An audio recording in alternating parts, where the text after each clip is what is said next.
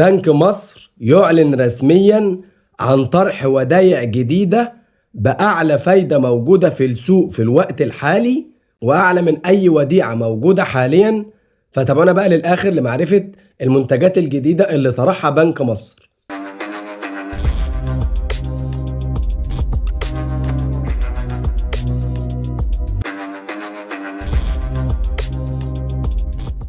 السلام عليكم اعزائي متابعي قناه بنوك مصر. قبل اي حاجه بنستاذن حضراتكم طبعا لو بتتفرجوا علينا ولسه مش مشتركين في القناه تنزلوا تشتركوا في القناه وتفعلوا خاصيه الجرس على الكل عشان اوصلكم كل الاحداث والحلقات الجديده خلال الفتره الجايه لانها مهمه جدا زي ما حضرتك شايف. وطبعا اهم حاجه ما تنسوش تدعمونا باللايك على الحلقه. خلونا بقى نخش في موضوع حلقتنا على طول. ومبدئيا بنعتذر لحضراتكم على جوده الصوت، انا مش عارف الصوت هيبقى طالع كويس ولا لا، لكن انا زوري تعبني بشكل كبير وعنده دور برد شديد جدا، لكن قلنا برضو ما ينفعش نتأخر على حضراتكم في خبر زي ده، فطبعا استحملونا في الصوت وجودة الصوت لو مش كويسة. طيب مبدئيا كده المنتجات اللي طرحها بنك مصر زي ما قلنا هي ودايع جديدة. طبعا اغلبنا كان عارف ان بنك مصر كان عنده وديعتين اسمهم فليكس، والودايع ديت كانت مميزة في الفترة الأخيرة لحد ما حصل تخفيض كذا مرة عليها من بنك مصر بعد كذا قرار للبنك المركزي. الجديد بقى ان بنك مصر ساب ودايع فليكس القديمه دي زي ما هي وطرح 3 ودايع تانيين ايضا من نوع فليكس لكن فليكس بلس.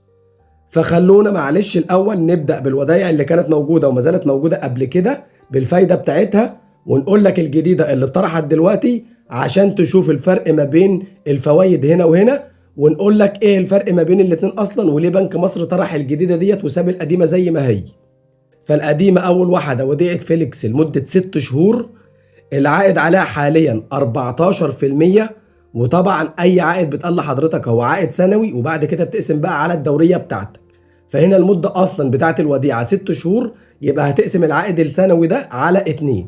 يعني بالبلد كده ال 14% دول أنت هتاخدهم في ال6 شهور 7% بالظبط. وهنديك مثال دلوقتي على كل واحدة ما تقلقش. الوديعة دي ثابته وبتجدد، اللي بيلحقها بالفايده اللي بتبقى موجوده عليها بيكمل المده بتاعته كلها وبتجدد، يعني بعد انتهاء مده ال6 شهور البنك بيجددها لمده 6 شهور تانيين على نفس تفاصيل الوديعه على حسب العائد اللي موجود ساعتها. الحد الادنى لشراء الوديعه دي في بنك مصر هو 50,000 جنيه ومضاعفات ال1000 جنيه، يعني ما ينفعش اقل من 50، لازم تبدا ب 50 51 52 وهكذا بدون حد اقصى. العائد على الوديعه دي في بنك مصر بيصرف في نهايه المده، في نهايه مده ال6 شهور بتاخد الراس المال بتاعك اصل المبلغ بجانب الفايده بتوع ال6 شهور. طيب الوديعه ديت هتديني مبلغ كام فايده؟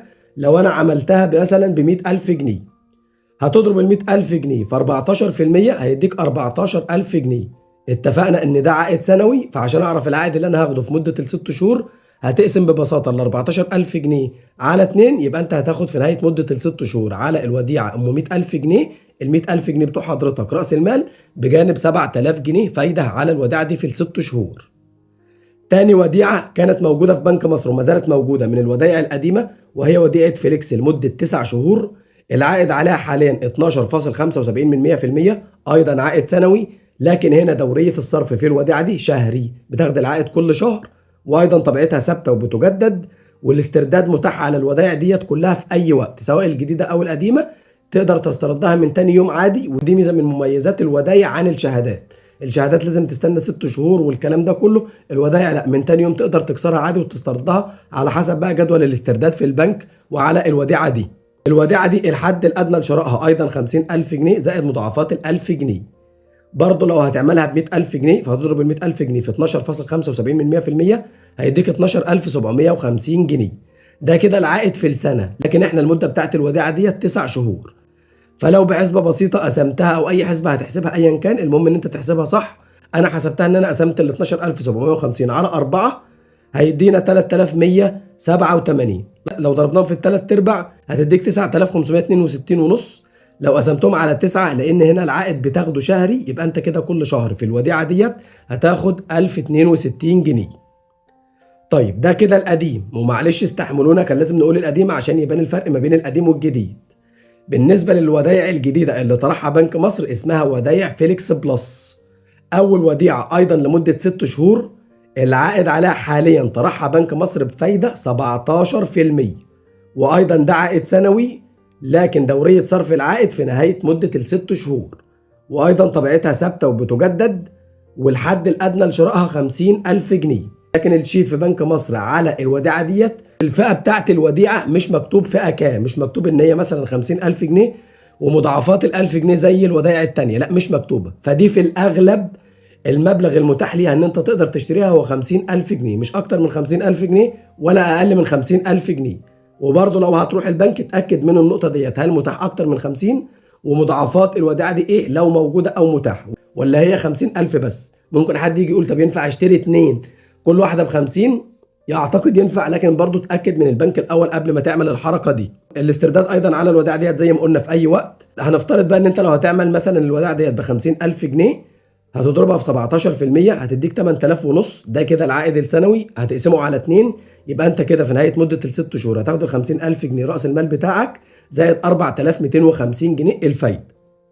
تاني وديعه طرحها بنك مصر، وهي ايضا اسمها وديعه فيليكس بلس لمده 6 شهور لكن عائد شهري. زي ما قلنا المده عليها 6 شهور، العائد عليها حاليا طرحها بنك مصر بفايده 16.5%، وده ايضا عائد سنوي، لكن دورية صرف العائد ليها شهري، وطبيعتها ثابتة وبتجدد. ودي الحد الادنى بقى لشرائها 100,000 جنيه ومضاعفات ال1000 جنيه. هنا بقى المضاعفات حاططها، فانت اقل من 100,000 جنيه مش هتقدر تشتريها، لازم 100,000 جنيه، 101 102 وهكذا بدون حد اقصى. لو هندي مثال على الوديعة دي برضه ب 100,000 جنيه، هتضرب ال 100,000 جنيه في 16.5%، هتديك 16,000 ونص. هتقسمهم على 2، ال6 شهور هتديك 8,250 جنيه. هتقسم على 6 لان هنا العائد بتاخده شهري، يبقى انت كده كل شهر هتاخد من الوديعة ديت 1,375 جنيه. تالت وديعة واخر وديعة طرحها جديدة بنك مصر، وهي اسمها وديعة فيليكس بلس ذات العائد الشهري مدة ال9 شهور. العائد عليها طرحها بنك مصر بفايدة 16%، ايضا عائد سنوي، لكن دورية صرف العائد ليها شهري، وطبيعتها ثابتة وبتجدد. وهنا الحد الادنى لشرائها 100,000 جنيه ومضاعفات ال1000 جنيه، والاسترداد ايضا متاح عليها في اي وقت، وايضا الاقتراض على الودائع كلها متاح. لو هندي مثال، هتضرب ال 100,000 جنيه في 16% هيديك 16,000 جنيه. كده العائد السنوي، لكن العائد في مدة ال9 شهور هيديك 12,000 جنيه. لو قسمت ال 12,000 جنيه على 9، الوديعة دي هتديك كل شهر 1,333 جنيه لمدة 9 شهور. طبعا لو حد جه سأل طب ايه الفرق ما بين الاتنين، ليه بنك مصر ساب الاولانيين وطرح التانيين مكان زودهم؟ الفرق ان الاولانية ممكن تكون المتاح ليها 50,000 جنيه بس، لكن التانيين لمدة 6 شهور و9 شهور. الفرق ما بين الحد الادنى، القدام بحد ادنى 50,000 جنيه ومضاعفات ال1000 جنيه، الجداد ب 100,000 جنيه ومضاعفات ال1000 جنيه.